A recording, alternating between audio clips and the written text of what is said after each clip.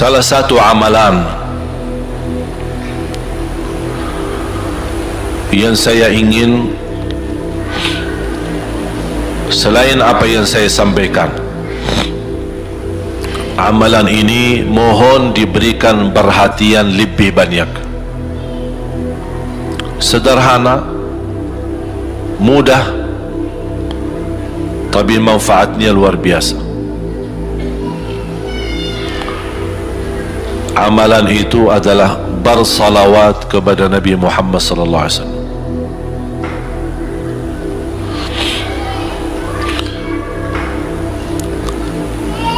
Kali ini saya tidak minta anda bersalawat seperti biasa. Saya yakin Bapak Ibu suka bersalawat, tapi kali ini saya ingin anda membawa salawat kepada Rasul dengan penuh rasa cinta.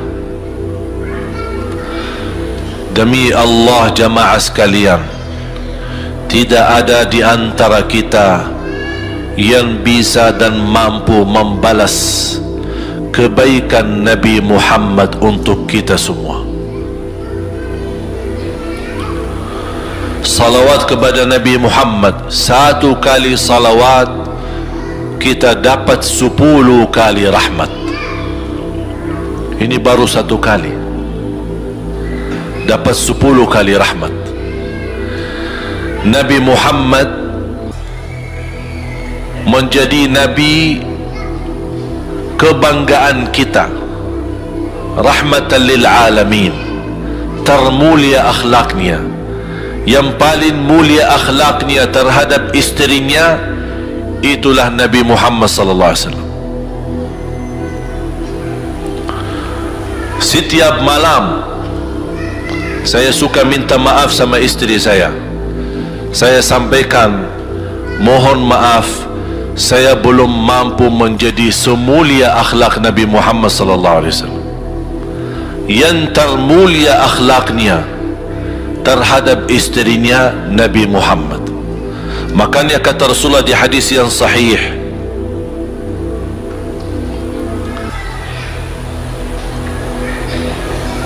ahsanun nasi akhlaqan ahsanukum li ahli. Yang paling laki-laki yang termulia adalah laki-laki yang termulia akhlaknya terhadap istrinya. Dan Rasul juga bersabda, dan akulah yang termulia terhadap istri-istriku. Nabi Muhammad itu bukan hanya dengan salawat kita dapat 10 kali rahmat, tapi kita dengan bersalawat kepada beliau dijamin kita dapat syafaat beliau di hari kiamat. Bahasa syafaat yang kita semua sudah tahu, semua berkeinginan mendapatkan syafaat, dan semua berdoa mengharapkan syafaat Nabi Muhammad sallallahu alaihi wasallam. Tapi Bapak Ibu belum tahu sejauh mana kemuliaan syafaat yang kita tunggu yang diberi nanti oleh Rasulullah sallallahu alaihi wasallam. Syafaat Nabi Muhammad sallallahu alaihi wasallam adalah langkah yang kita harapkan, bukan hanya umat Islam, bahkan seluruh umat, Yahudi, Nasrani, Buddha, Hindu, seluruh manusia di hari kiamat mengharapkan syafaatnya yang disebut dalam hadis asy-syafa'atul kubra, syafaat yang paling agung yang Allah izinkan Nabi Muhammad untuk diberi kepada seluruh manusia, yang Islam maupun yang tidak Islam. Karena di saat hari kiamat seluruh makhluk Allah subhanahu wa ta'ala, seluruh manusia, bahkan bangsa jin, semuanya berdiri habis dibangkit oleh Allah subhanahu wa ta'ala, semuanya berdiri di hadapan Allah menunggu hisab dimulai lebih dari 50.000 tahun. Bisa enggak terbayang berdiri berapa lama? 50.000 tahun. Dan semuanya keadaan laki dan perempuan sebagaimana baru dilahirkan. Bisa enggak Bapak Ibu terbayang? Sekarang mohon maaf, ibu-ibu yang begitu berjilbab, pakaiannya yang rapi dan sopan, Masya Allah, tertib, bersih, make up, cerah mukanya, bisa menarik perhatian. Betul enggak? Bagaimana di hari kiamat? Semuanya di satu tempat, disamakan, laki sama perempuan campur, dan semuanya dalam keadaan sebagaimana baru dilahirkan, tidak berpakaian apa-apa. Ketika Rasul menceritakan kepada Siti Aisyah pun kaget. Ya Rasulullah, laki dan perempuan sama-sama. Kefikiran Siti Aisyah kemana? Malu dilihat oleh orang. Apa kata Rasulullah SAW? Wahai Aisyah, di saat itu kesibukan manusia pandang kepada Allah Subhanahu wa ta'ala, menunggu hisab lebih daripada kefikiran yang lain. Bisa enggak terbayang? Saya yakin tidak bisa terbayang. Mohon maaf, apapun kesibukannya, biarpun dahsyat yang menarik perhatian, tetap ada kesempatan masih cuci mata. Betul enggak?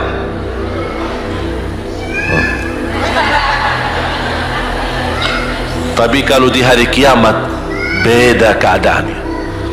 Apapun yang saya jelasin, tidak akan mungkin Bapak Ibu bisa bayangkan, karena itu bukan dahsyat lagi, tapi di luar batas kemampuan kita. Makanya Siti Aisyah sebagai manusia wajar kalau terkejut. Ya Rasulullah, kami dan laki-laki sama-sama. Rasul maklumi fikiran Siti Aisyah sebagaimana memaklumi fikiran kita yang sama. Tapi ternyata kalau di sana beda.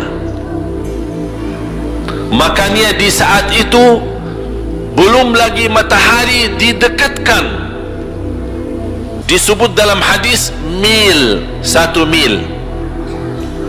Di dalam satu hadis 1 mil adalah, kalau untuk gelang mata itu kan berapa ukurannya?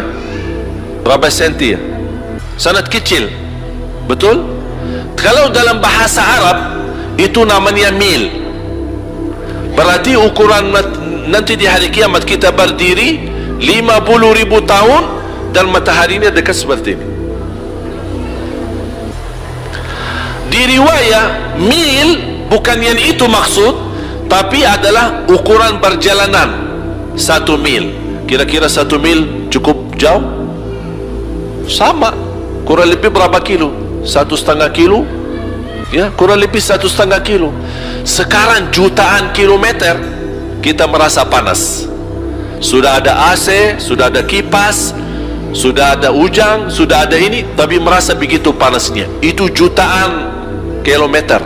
Bagaimana kalau 1,5 kilo? Makanya Rasul menggambarkan nanti di hari kiamat, yang biasa di dunia kalau kita keringat dari atas ke, kalau di hari kiamat terbalik, keringat kita dari bawah ke atas. Ini tergantung dosa kita. Kata Rasulullah, ada yang keringatnya sampai ke mata kaki, ada yang sampai ke lutut, ada yang sampai ke paha, ada yang sampai ke perutnya, ada yang sampai ke dadahnya, ada yang sampai ke lehernya, bahkan ada yang sampai merasa sudah sesak nafas, ingin melamatkan diri supaya tidak tenggelam di dalam keringatnya sendiri. Dalam keadaan itu 50.000 tahun. Di situ manusia sudah merasa gelisah, sudah cukup merasa tersiksa, semua larinya. Penolong siapa yang bisa menolong kita? Kita minta tolong kepada siapa yang bisa menyampaikan hajat kita kepada Allah supaya mulai hisab? Karena sudah kita tidak kuat lagi. Semuanya larinya kepada Nabi Adam, Nabi Ibrahim, Nabi Nuh, Nabi Musa, Nabi Isa. Semuanya jawab yang sama, nafsi nafsi, Allahumma sallim sallim. Ya Allah, selamatkan diriku sendiri. Tak ada yang urus anak, isteri, suami, keluarga, apalagi manusia lain. Sama keluarganya saja dia lari. Tak ada. Nafsi nafsi, diri sendiri, ya Allah selamatkan. Diri sendiri, ya Allah selamatkan. Diri sendiri, ya Allah selamatkan. Nabi Adam jawab begitu. Suruh barangkali Nabi Nuh bisa bantu kalian. Datang kepada Nabi Nuh, nafsi nafsi, Allahumma sallim sallim. Datang kepada Nabi Musa, nafsi nafsi, Allahumma sallim sallim. Datang ke Nabi Isa, nafsi nafsi, Allahumma sallim sallim. Sampai terakhir Nabi Isa berkata, ada satu saya rasa dan yakin, dialah yang bisa memberi bantuan. Dia tunjukkan, itu dia, namanya Muhammad sallallahu alaihi wasallam. Bayangkan semua manusia ini aja sekarang yang masih hidup berapa miliar, kita tidak bisa dihitung berapa jumlah penduduk bumi. Bayangkan dengan umat terdahulu semua dikumpulkan dan semua menarah satu arah kepada Nabi Muhammad, minta tolong, ya Rasulullah, ya Muhammad, ya Habib Allah, tolong syafaatkan. Barangkali dengan bantuanmu, doamu, syafaatmu, bisa ini mulai dihisab supaya terselesai siksa yang kita hadapi. Begitu mereka datang, apa jawab Rasulullah SAW? Allahumma sallim sallim, ummati ummati. Ya Allah selamatkan umatku umatku. Fikirannya umatnya, bukan istrinya, bukan anaknya, bukan orang tuanya, bukan siap, umatnya. Umatnya dia fikirkan. Kemudian dia sujud di hadapan Allah Subhanahu wa ta'ala. Kata Rasulullah, di saat itu aku bersujud, Allah gerakkan lidahku untuk memuji Allah dengan kata-kata pujian yang tidak pernah makhluk pun sebelumnya sebutkan pujian itu. Artinya pujian yang Allah anugerahkan untuk Nabi Muhammad sebelumnya tidak ada satu makhluk pun yang bisa mengucapkan, hanya Nabi Muhammad, dan hanya di saat dia sujud di hadapan Allah di hari kiamat. Allah biarkan beberapa lama, habis itu Allah berkata, ya Muhammad, irfa' ra'sak wasal tu'ta washfa' tushaffa'.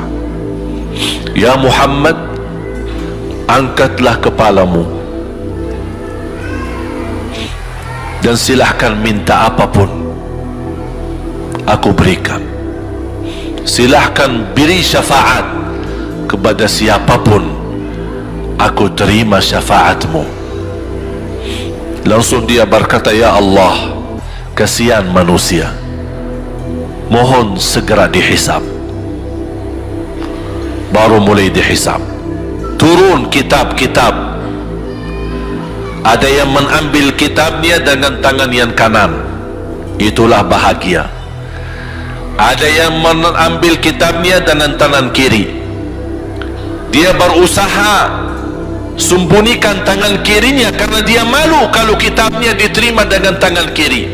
Dia sembunyikan tangannya yang kiri ke belakang, larinya buku amalannya ke belakang dan langsung nempel di tangannya. Tak ada yang bisa lari di hari itu. Semua amalan, buku amalannya dibuka oleh Allah, dan akan Allah mulai menghisabkan kita satu persatu. Tak ada kelompok-kelompok, tidak ada bendera, tidak ada ormas, tidak ada kelompok, tidak ada pimpinan, masing-masing. Benderanya kita apa? Buku amal. Dan Allah manggil kita bernama satu-satu. Ibu, sini, datang. Kata Rasulullah sallallahu alaihi wasallam, yuhasibullahu al-abida laisa bainahu wa bainahu turjuman. Allah akan hisab hamba-hambanya satu demi satu, bersatu-bersatu, dan tidak ada penerjemah. Jadi tidak bagi terjemah, translate.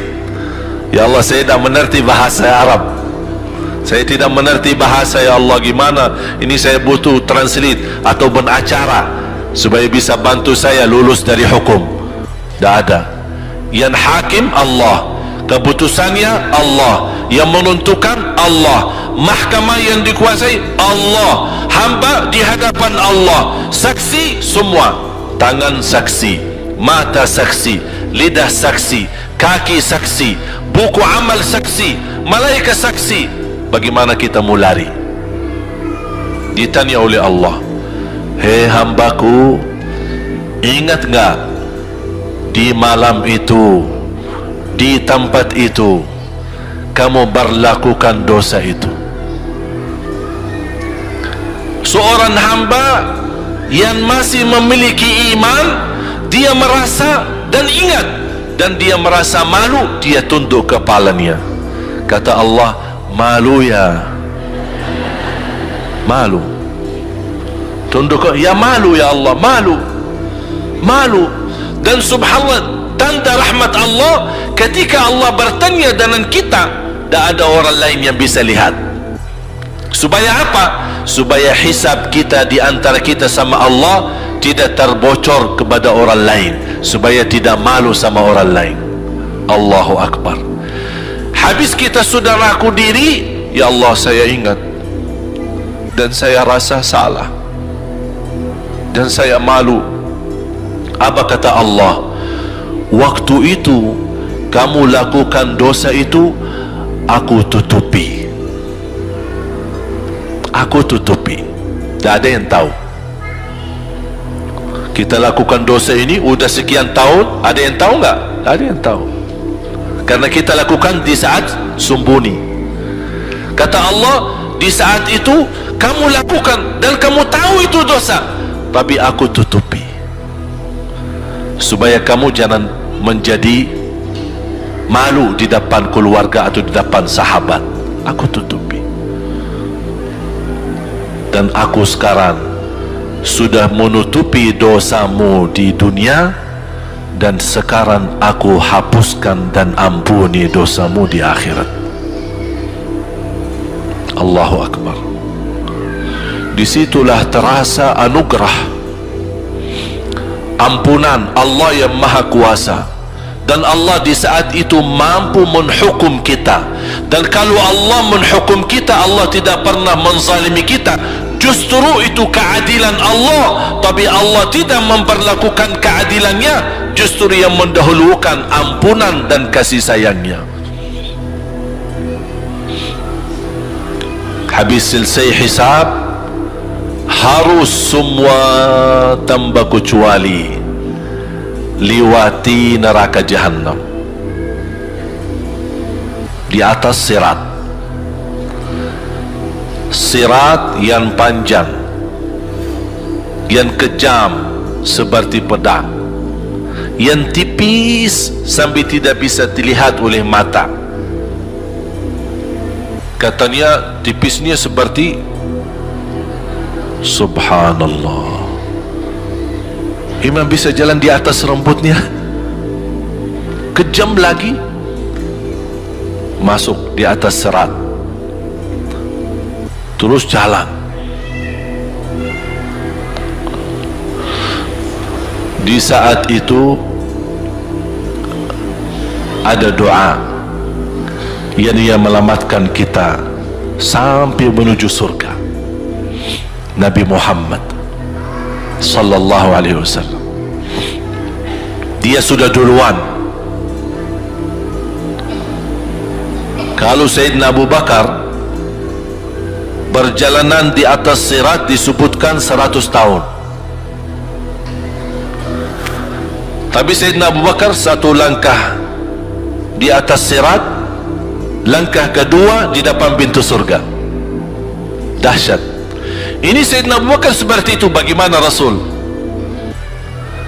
Rasul sudah menunggu di depan, mulai manusia satu persatu jalan di atas sirat, dan Rasul di saat itu sibuk berdoa, Allahumma sallim sallim, ya Allah selamatkan umatku, ummati ummati, ummati ummati,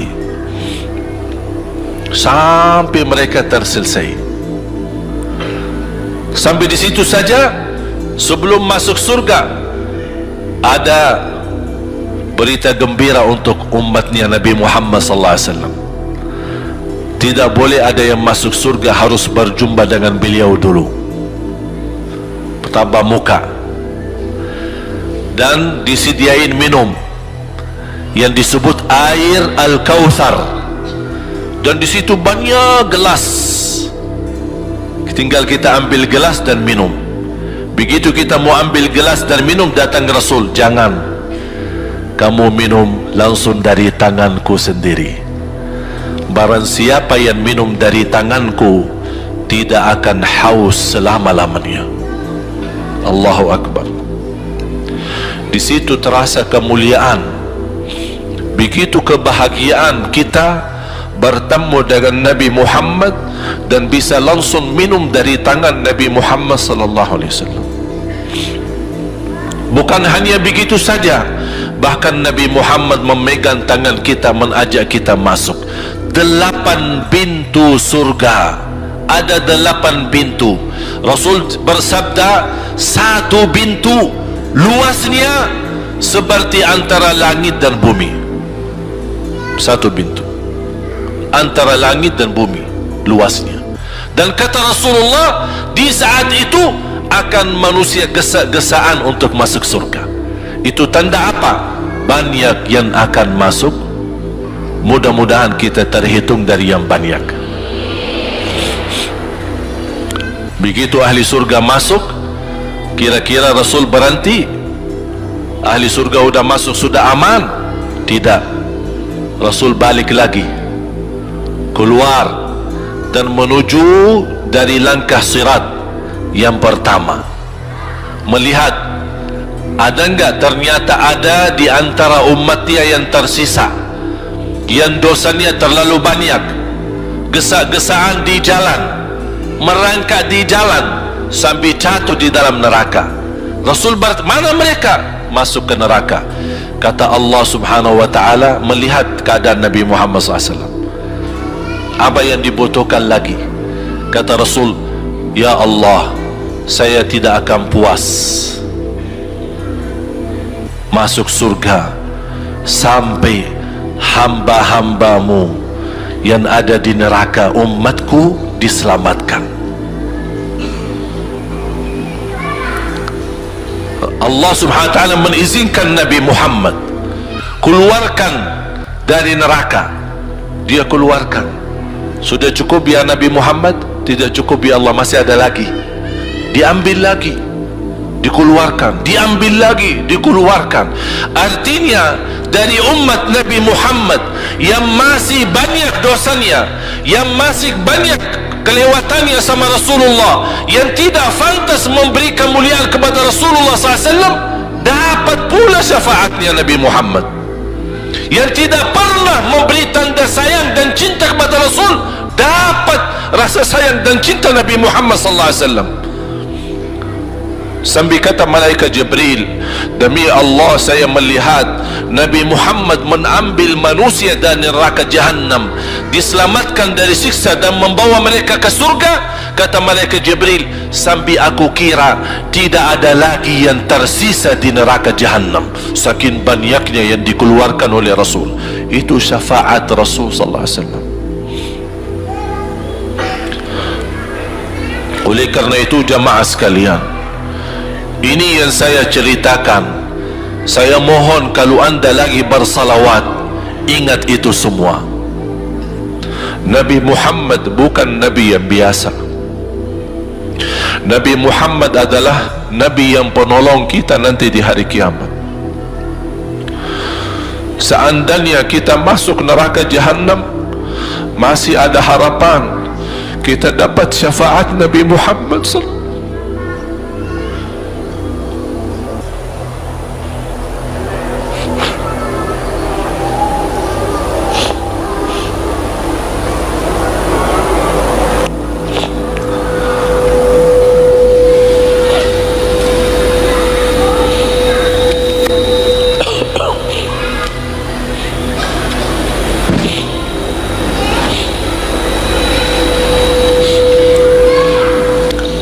Yang masuk neraka saja dapat syafaat Rasul.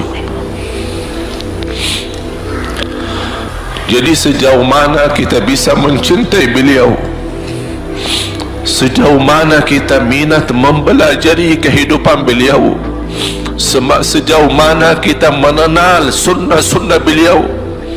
Di zaman ini, umat yang paling bodoh terhadap beliau kita, umat Islam.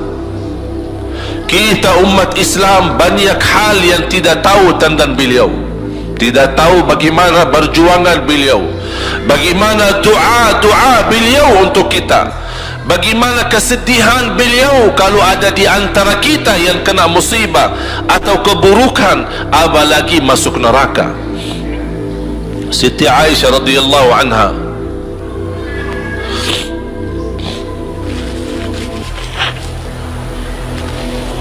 Siti Aisyah radhiyallahu anha pernah minta sama Rasul doa. Ya Rasulullah, tolong doakan saya. Rasul mendoakan, Allahumma ighfir li Aisyah ma taqaddama min dhanbiha wa ma ta'akhkhar, ma qaddamat wa ma akharat, wa ma asarrat wa ma a'lanat. Ya Allah, ampunilah dosa-dosa istriku Aisyah, dosa yang lama, dosa yang baru, dosa yang terang-terangan maupun dosa yang tersembunyi. Siti Aisyah mengaminkan doa Nabi Muhammad dan menangis dan bangga dan senang. Saking senangnya, saking bahagianya, dia tertawa sambil Rasul melihat Siti Aisyah. Senang wahai Aisyah? Apakah kamu senang dengan doaku? Kata Siti Aisyah, bagaimanakah aku tidak senang? Aku justru merasa bahagia dengan doamu untukku ya Rasulullah. Apa kata Rasul? Ketahuilah wahai Aisyah, ketahuilah doaku yang baru ini untukmu, itulah selalu doaku untuk umatku di setiap salat. Itu doa Nabi kita buat kita. Setiap beliau salat mendoakan kita, ya Allah, ampuni dosa umatku, dosa yang lama, dosa yang baru, dosa yang sembunyi, dosa yang terang-terangan. Setiap salat itu doa Nabi kita, Nabi Muhammad SAW, untuk kita semua. Apa yang diminta oleh Rasul? Rasul tidak minta banyak dari kita. Salah satu yang diminta oleh Rasul dan memohon, satu itu berbanyak, itu satu-satunya yang Rasul minta banyak. Selain itu Rasul tidak pernah minta banyak. Satu-satunya Rasul minta banyak. Apa? Salawatlah kepadaku, berbanyaklah salawat kepadaku. Mengapa Rasul minta berbanyaklah salawat kepadaku? Kenapa tidak minta amalan yang lain untuk dibanyakkan salawat atau amalan yang lain? Mengapa hanya salawat? Rasul berpesan berbanyaklah salawat kepadaku, karena Rasul tahu dengan kita berbanyak salawat kita akan dijamin dapat syafaat beliau, dan itulah beliau yang diinginkan. Bukan hanya dapat syafaat, bahkan Rasul sendiri bersabda, aqrabukum minni majlisan yaumal qiyamah, yang paling dekat kepadaku hari kiamat, yang paling banyak salawat kepadaku. Bahkan berita gembira bagi seorang hamba umat Nabi Muhammad SAW, akthiru alayya minas salati yawmal jumu'ati wa laylataha fa inna salatakum tablughuni haitsu kuntum. Ini keistimewaan khusus, kelebihan amalan yang utama, bahkan yang terutama di hari Jumaat dan di malam Jumaat, fokus hanya bersalawat kepada Rasul. Mengapa? Karena Rasul yang berpesan, Rasul yang minta. Rasul berpesan, berbanyaklah salawat kepadaku malam Jumaat dan hari Jumaat. Mengapa ya Rasulullah khusus hari Jumaat dan malam Jumaat? Karena salawat kalian Allah sampaikan kepadaku. Kata guru saya, barang siapa yang ingin Rasul kenal dengan dia, berbanyaklah salawat kepada beliau, karena langsung nama kita akan sampai. Ya Rasulullah, ini salawat bapa dan ibu dari Bandung, kan sampai. Ada riwayat, ada malaikat khusus tugasnya setiap kita bersalawat dibawa kepada Rasulullah sallallahu alaihi wasallam. Allahu akbar. Bahkan ada orang bertanya kepada guru saya, Syekh Muhammad Ibn Muhammad Ibn Mukhtar Asy-Syanqiti, dan beliau masih hidup. Subhanallah, ketika di salah satu pertanyaan di majlis ta'lim di Masjid Nabawi, ada orang bertanya, mana yang lebih diutamakan di hari Jumat, banyak baca Quran atau banyak salawat? Kita milih yang mana? Beliau menjawab dengan jelas, dengan tegas, di hari Jumat dan malam Jumat lebih utama banyak salawat daripada banyak baca Quran. Mengapa? Karena kata beliau, karena itulah permintaan Rasul sendiri, berbanyaklah salawat kepadaku di hari Jumaat dan di malam Jumaat. Dan banyak riwayat yang lain. Kalau saya sebutin manfaat, keutamaan salawat kepada Rasul, lebih daripada 100 manfaat.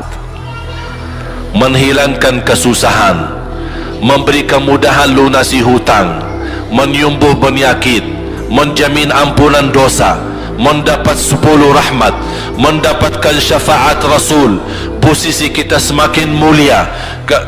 Setiap kali kita salawat semakin naik darajat kita. Barang siapa yang salawat kepadaku 10 kali, dapat 10 kebaikan, dapat 10 rahmat, dihapus 10 kejahatan, dan naik 10 darajat, dan di akhirat dapat syafaatku. Luar biasa. Hadis yang terakhir, Ubay bin Ka'ab radhiyallahu an berkata, ya Rasulullah, aku suka berdoa. Karena salawat, arti salawat adalah doa. Arti salawat, doa. Ya Rasulullah, aku suka berdoa.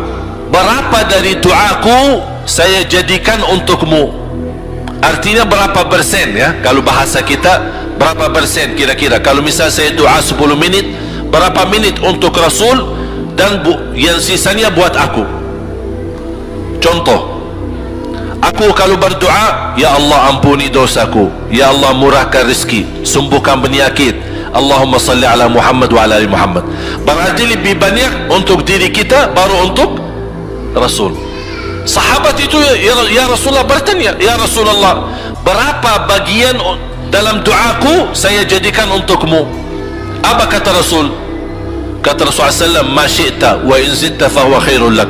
Ya terserahmu, mau doa bagaimana untukku, ya terserahmu, tapi semakin banyak untukku, semakin banyak manfaatnya untukmu.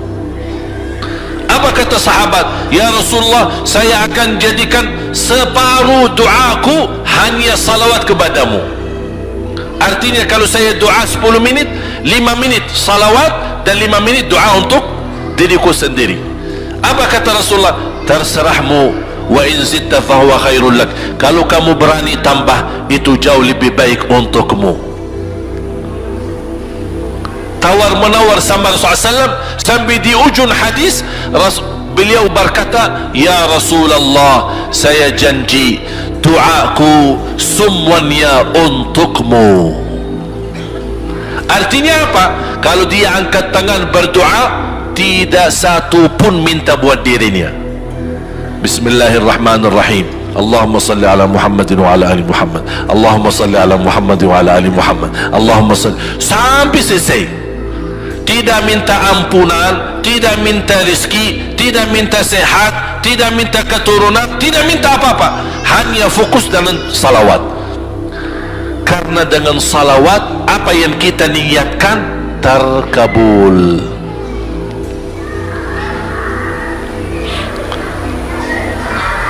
Saya dapat dari guru saya, nanti saya akan ceritakan bagaimana cara berdoa. Kata sahabat, ya Rasulullah, saya akan jadikan doaku hanya salawat kepadamu. Apa jawab Rasulullah SAW?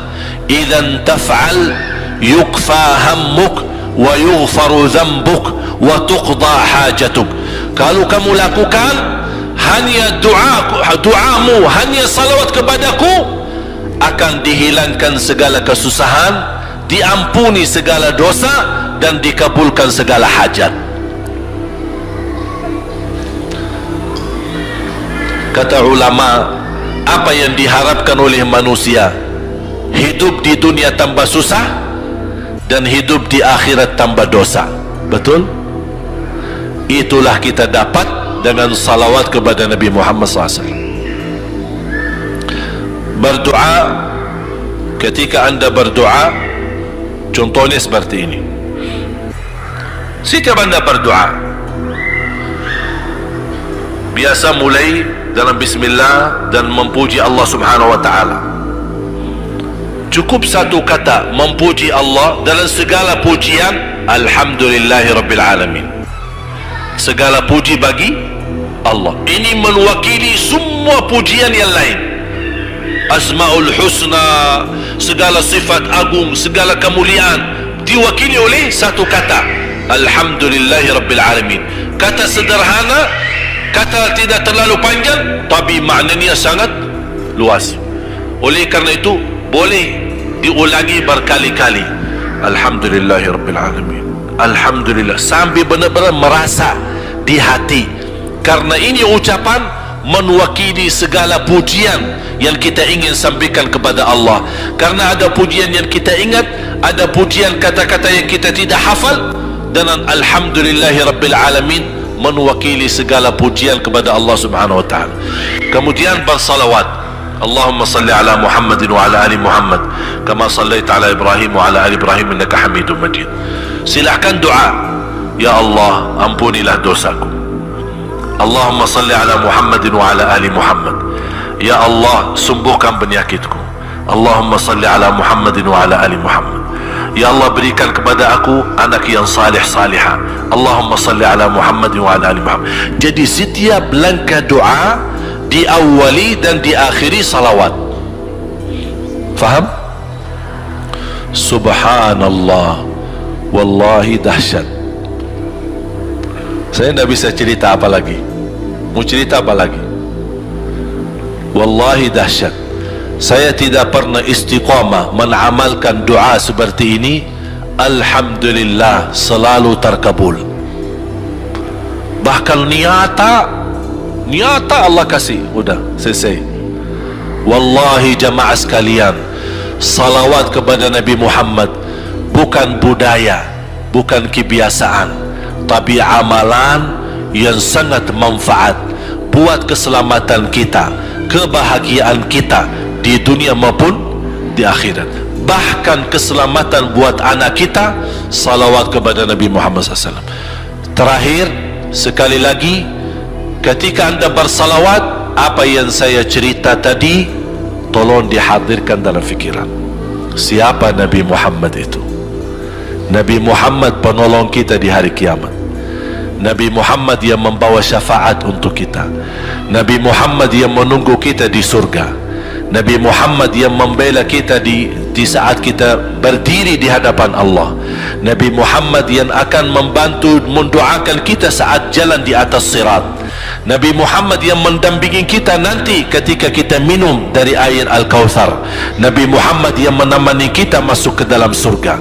Nabi Muhammad yang tidak pernah lupa sama kita. Makanya ketika anda bersalawat dan membawa perasaan dan membawa penghayatan ini, insya-Allah jemaah sekalian akan terasa, ya Allah, ternyata indahnya salawat kepada Rasul, karena sudah kontak di hati.